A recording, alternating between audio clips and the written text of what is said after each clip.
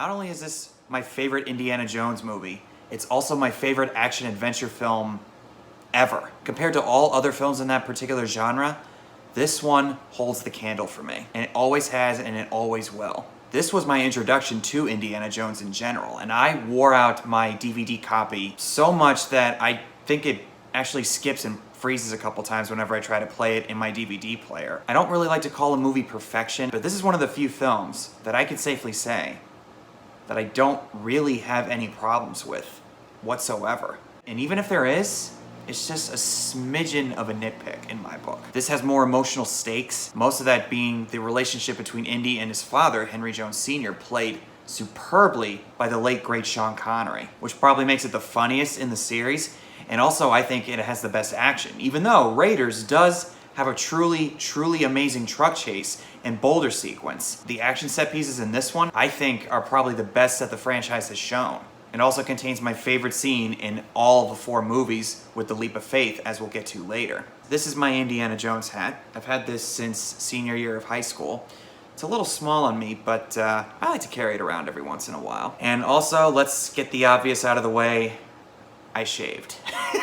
Okay, I know that might be a shock to some of you guys who are used to seeing me with a beard. I did it a few days ago, and I'll admit it is still a little hard for me to do, but I just got a little tired of the scruff after a while, so I decided to go back to the way I looked before. Don't worry though, the beard will come back. I know it's a trivial thing, it's just a beard. I'm just saying, if any of you guys prefer one look over the other, don't worry, you'll get a little bit of both over time. I'm not opposed to either one, I just wanted to do something different for a change. And I'm probably gonna get at least one person saying that I look 10 years younger. I have a baby face, I don't know what else to tell you. Alright, anyway, on to the review. Harrison Ford returns once again as the titular character. Spielberg returns to the director's chair, George Lucas, and pretty much almost everybody from the first movie is in here, except for Karen Allen, and as many have talked about since this film's release, is that this story is very similar to Raiders. There's the Nazis going after some biblical artifact. They're out in the middle of this big desert somewhere in North Africa, and we even get a scene that's very similar to the classroom instruction scene in Raiders when we see Marcus getting the Cross of Coronado from Indy. It's very, very much a sequel to Raiders of the Lost Ark. Kind of like how Rise of Skywalker was in a lot of ways a sequel to Force Awakens, since both were made by J.J. Abrams, and Last Jedi it's more of its own thing. Temple of Doom was a similar way, even though all 3 movies were made by the same director. Some people might not like that. I'm totally fine with them retreading some old ground,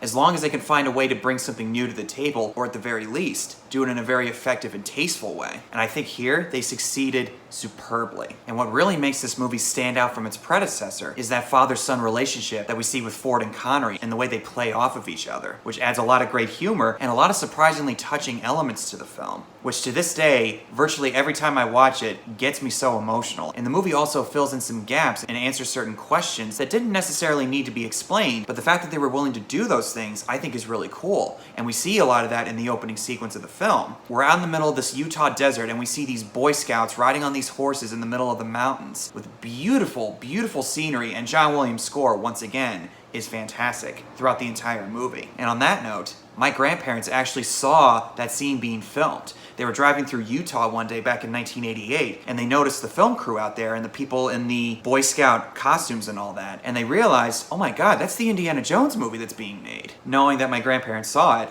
I think is actually kind of cool. And I know my Nana would really appreciate me sharing that with you guys. But we see these 2 young Boy Scouts following this ragtag group of grave robbers. And at first we think that it's Indiana Jones because this guy has the black leather jacket, he's got the fedora, but there's a really clever bait and switch in here because they show that this guy's not actually Indy, and one of the young boys is actually a young Indiana Jones played by the late great River Phoenix. And the small amount of screen time that he has, just fantastic. I think he looks a lot like a young Harrison Ford, and his mannerisms, his attitude, and the look of determination, spot on. That cross is an important artifact. It belongs in a museum.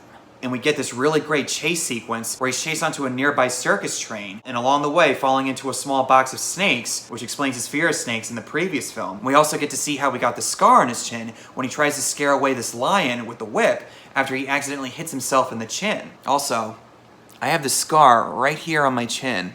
I don't know if you can see it too good. When I was 9 years old, I was riding down the hill in this neighborhood that my family and I had moved into. First time I rolled down the hill, pretty easy ride, nothing happened. But then the second time, I got about 3/4 of the way down, my bike starts to go woo, woo, woo, and the next thing I know, I fly over the handlebars and land chin first onto the pavement. As a result, I ended up getting 15 to 20 stitches. And my Nana, who was living in California at the time, came by to visit in order to see our new house. My Nana saw the scar on my chin and she said, "You look like Indiana Jones." At that time, I hadn't seen Indiana Jones, so I didn't really get what she was saying. But of course, obviously, upon retrospect, I get it. So I like to think of myself in some ways that I carry on the characteristics of Indy. Well, maybe not all of them. I don't know. But inevitably, Indy earns the respect of the leader of this group, who's labeled just as Fedora according to the IMDb cast list, where he's looking on as Indy is taking off down the track, and he cracks his smile and it makes you realize that this kid's really cool. I like him. And supposedly that character was supposed to be Abner Ravenwood, Marion Ravenwood's father. But inevitably, Indy has to give up the cross back to the gang because the sheriff gets a report from them that he actually stole it from them. But he still manages to earn the respect of the leader when he says, "You lost today, kid.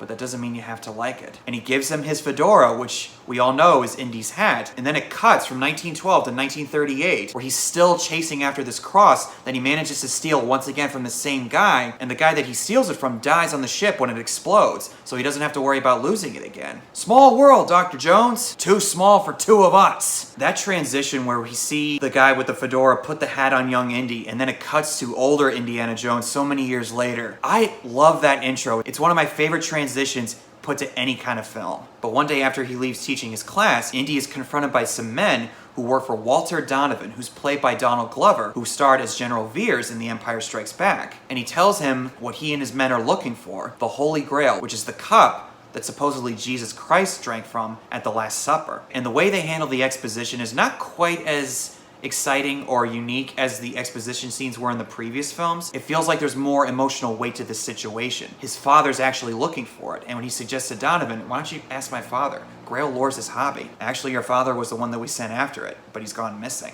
I also find it kind of interesting that this is actually the villain telling us the history about the Holy Grail, where these 3 knights went across the desert to look for this thing, and only 1 or 2 of them came back. I can't remember exactly how it was. I find that kind of history very interesting, especially when it comes to the history of Christianity. And as a believer, I can tell you for a fact that it heightens this movie for me through the ionosphere. And that's what I also think really elevates this movie for me out of all 4 of them, is that it makes the characters question their beliefs. This is something that Indy has to come to terms with. Does he actually believe in a higher power like God? Because if you remember from Raiders, that he probably had to realize, oh, wait a minute, I closed my eyes and then I opened them again, all those Nazis are gone. So something's going on there. A very similar scene from Raiders, but it plays out very differently, showing Indy is in a very different situation. So he and Marcus go off to Venice, Italy to meet Elsa Schneider, and one of the areas that Indy's father was looking into to try to pick up the trail that the Knights were on. "I knew it was you. You have your father's eyes and my mother's ears, but the rest belongs to you." So they end up going into the local library, which used to be a church back in the day, and they pick up on his father's trail when they find a way to sneak through the floor to find the knight's tomb. And this whole scene on how they figure out how to get in there is one of the best parts of the movie, because they actually see the 3 Roman numerals on the stained glass, and there's a really great tongue-in-cheek jab of the whole X marking the spot. Indy mentions earlier in the movie, X never ever marks the spot. But then he sees the X on the floor, he has to admit, X marks the spot. And also, with the stamp guy,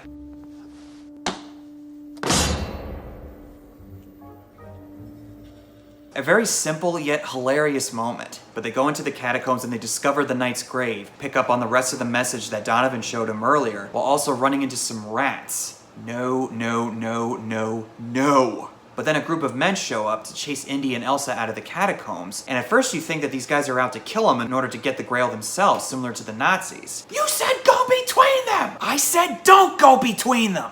Even getting to the point where they almost get sliced up by the one boat's propeller. Indy's threatening this guy to talk about where his father is or he'll let him die. My soul is prepared, how's yours? This is your last chance! No, Dr. Jones, it's yours!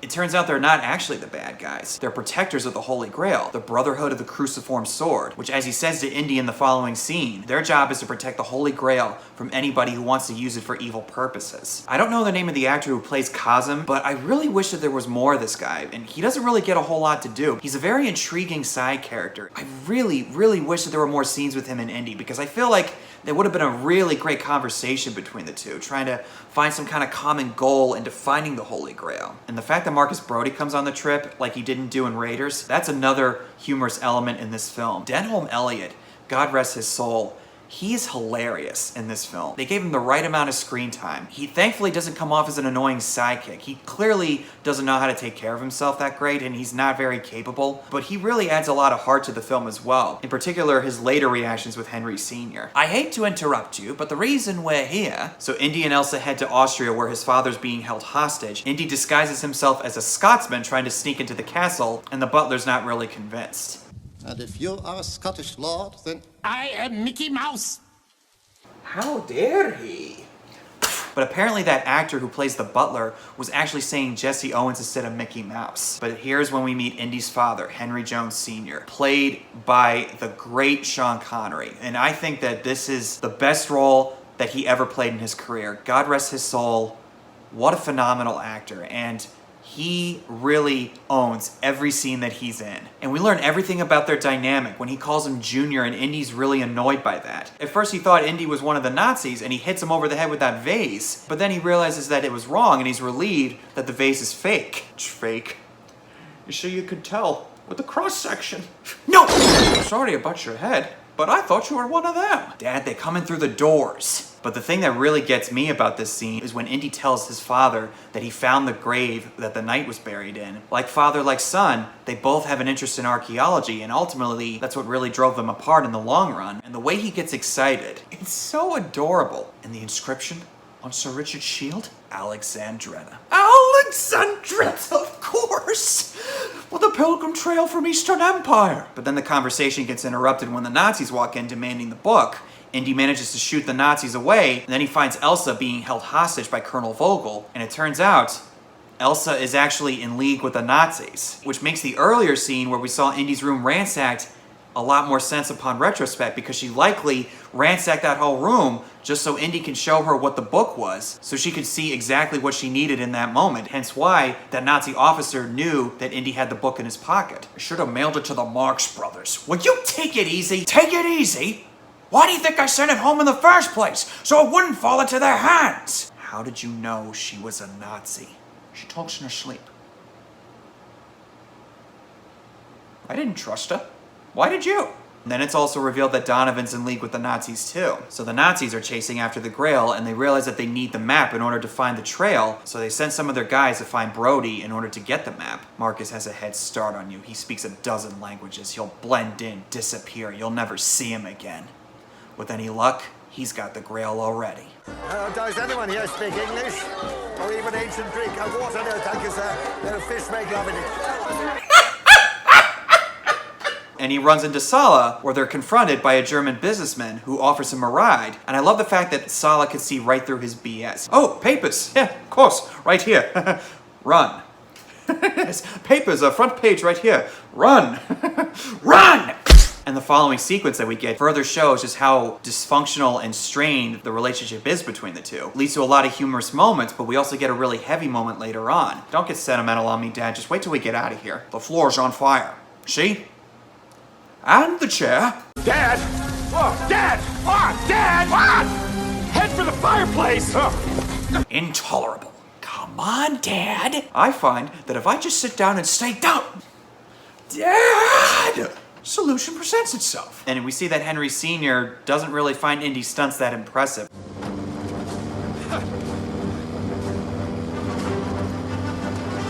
Any other father would find it impressive, but Indy's father, not so much. It's hilarious, yet so freaking sad that he just can't seem to get his father's approval. And then we later get the scene where they fight over whether or not they should go after Marcus or go to Berlin in order to get his father's diary. Out of frustration, Indy takes the Lord's name in vain, and his father slaps him in the face. That's for blasphemy. It humanizes the characters to such greater extents, because in the previous films, Indy was a person and was very vulnerable and was very relatable as a result. In this one, he feels like a real person that probably exists somewhere in real life. Kind of similar to the Uncharted series, or a little bit of Uncharted 3, and mostly Uncharted 4 with Nathan Drake's personal life, when we see his brother and what they experienced growing up and taking the last names of Drake, where Indy talks about his mom, and they both felt like they couldn't grieve her death properly. In their inability to bond over losing her, it drove them even even further apart from each other. Just another example of why this remains my favorite in the series. They go to Berlin and they manage to get the diary from Elsa,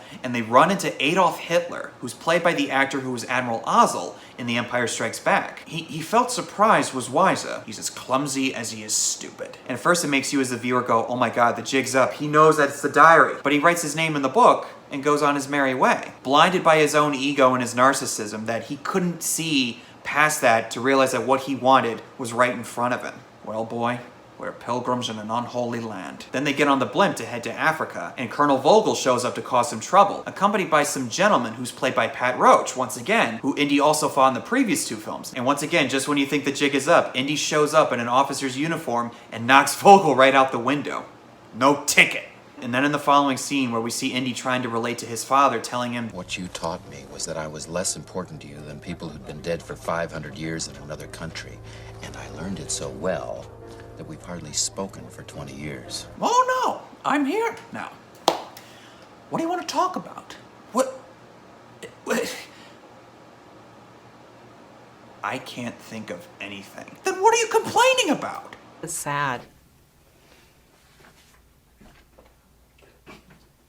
It's so sad. He desperately wants his father's approval, and he just can't seem to reach him. And not to get too personal, but I can really relate to that scene greatly. But then they have to escape the blimp when they realize they're heading back to Germany, and they get into a biplane where they're chased by German fighter planes, and Indy's father has to use the machine gun in order to fight them off. What happens at 11 o'clock? 12, 11, 10, 11 o'clock, fire! And it's a very unique chase too, because they have to go into a plane, into a car, and then later they have to flee on foot. These people are trying to kill us. I know, Dad! It's a new experience for me.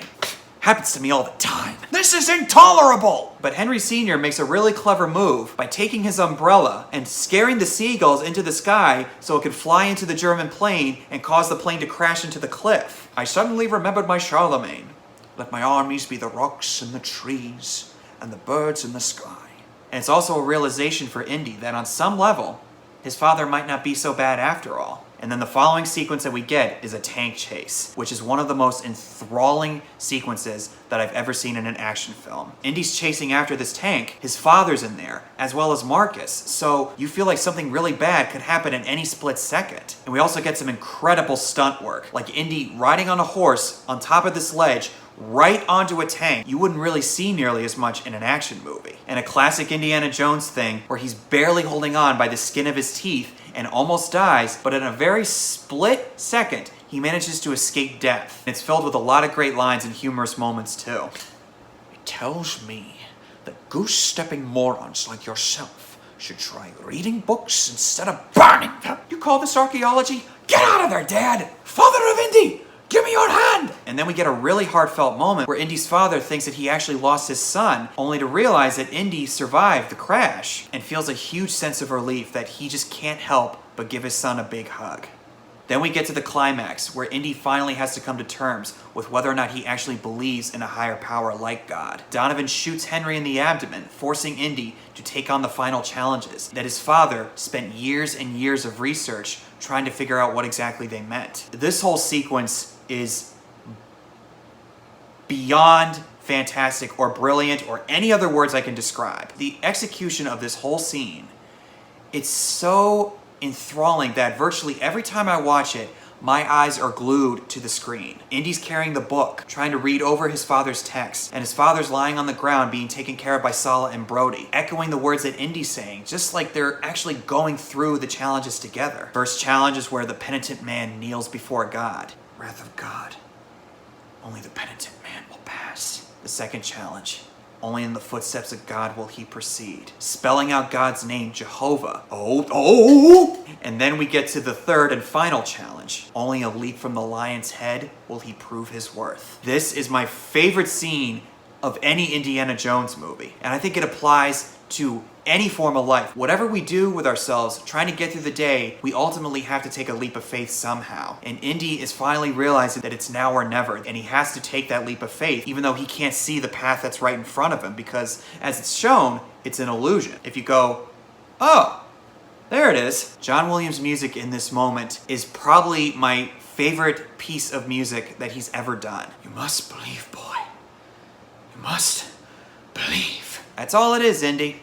a leap of faith. But then he comes across the Grail Room where he sees the knight who's been waiting there for 700 years for someone to take on the Grail. And I love the look of the character too, that he really does look like a knight from the time period of the Crusades. So Donovan and Elsa show up, and Donovan doesn't know what the Grail looks like, and he's advised that you must choose, but choose wisely. So Elsa, who feels a bit guilty for Indy's father being shot, decides to give the most beautiful chalice to Donovan, knowing that his greed will not be able to see past it. He drinks from the cup, and then as a result, he dies a pretty gruesome death, looking like the Grim Reaper meets Doc Brown. He chose poorly. Indy is able to recognize the cup when he says, "That's the cup of a carpenter." Anyone who has a decent knowledge of the Bible, Jesus was a carpenter. You have chosen wisely. Whenever he says that and John Williams' music goes, "Duh," I get shivers all over my body. And even now, just thinking about it, it makes me excited. But Elsa, out of her greed, takes the cup and walks past the seal and causes an earthquake to happen. And she dies trying to reach the Grail. And Indy almost dies too, while his father's holding on to him. Indiana. Indiana. Let it go. Watching it a few days ago, I cried. A beautiful, beautiful moment. Indy finally realizes that his father really isn't as bad after all, because his father is willing to let go of this thing that he's been searching for all his life, and showing him that his son is more important to him than some old relic. That is who I would call Father of the Year. So the guys manage to get away after exchanging one last look with the knight. And right before they go into the sunset, we also learn where Indy got his nickname. We named the dog Indiana. The dog? You are named after the dog? Got a lot of fond memories of that dog.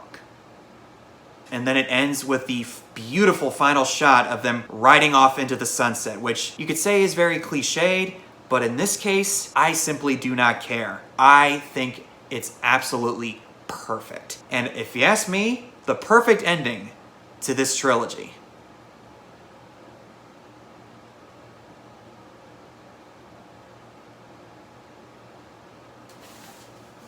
As much as I like its predecessors, this movie hits all the right notes for me. All the action, excitement, and humor and suspense, everything that you could ask for in a movie like this, it all hinges on the father-son relationship between Indy and his dad, which is clearly the heart and soul of this movie. And I really do not have any problems with it at all. People can say in a lot of ways it's too derivative of Raiders, but I think it's perfectly excusable because, like I said, the dynamic between him and his father, and it makes him feel like an actual person that exists somewhere in real life. And we've seen some great action movies in cinema, and we still get them every once in a while. But in my book, none of them will even come close to The Last Crusade. Those are my thoughts on The Last Crusade. Thank you guys so much for sticking around. I apologize that this took a while, but I had to really prepare myself in order to talk about Last Crusade, but I got it all out there, and I appreciate you guys staying patient. Tell me what your guys' thoughts are on the movie. Whatever your verdict is, just let me know in the comments down below, and I'll see you guys in the next video.